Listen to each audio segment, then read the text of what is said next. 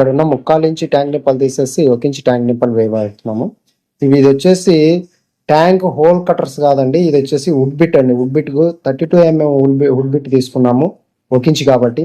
3/4 ఇంచుకి అయితే 25 mm drill bit తీసుకోవచ్చు.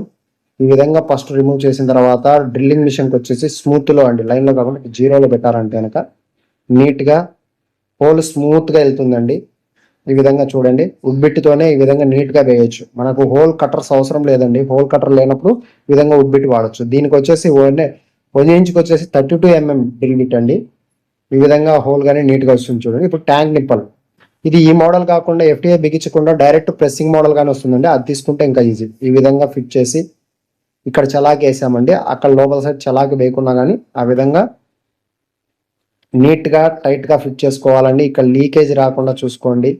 ఇలా ఫిట్ చేసిన తర్వాత మళ్ళీ అటు సైడ్ మీకు రించ్తోను, ఇటు సైడ్ వచ్చేసి మంకీ ప్లేయర్తోను, ఇది మంకీ ప్లేయర్ అంటారు, ఈ మంకీ ప్లేయర్తో ఈ విధంగా బాగా టైట్ చేసుకొని, మరీ ఓవర్ టైట్ కాకుండా రబ్బర్ బయటికి రాకుండా ఫిట్ చేసుకోవాలి.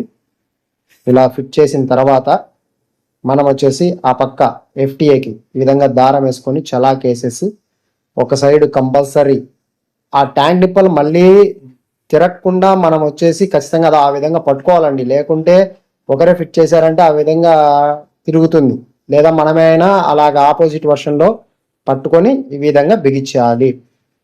ఇంతే అండి, సింపుల్. ఈ విధంగా ట్యాంక్ నిప్పలు నీట్గా టైట్గా ఫిట్ చేసుకోవాలి. చూసారు కదా ఫ్రెండ్స్, ఈ విధంగా ట్యాంక్ నిప్పల్ని ఈజీగా వుడ్ బిట్ ద్వారా మనం ఫిట్ చేసుకోవచ్చు అనేది మీరు నేర్చుకున్నారు కదా. ఇంకా ఆలస్యం ఎందుకండి, ఇలాంటివి చిన్న చిన్న టిప్స్ మీరు ఈజీగా నేర్చుకునే దానికోసం వెంటనే మన ఛానల్ సబ్స్క్రైబ్ చేసుకోండి, ఫాలో అవ్వండి.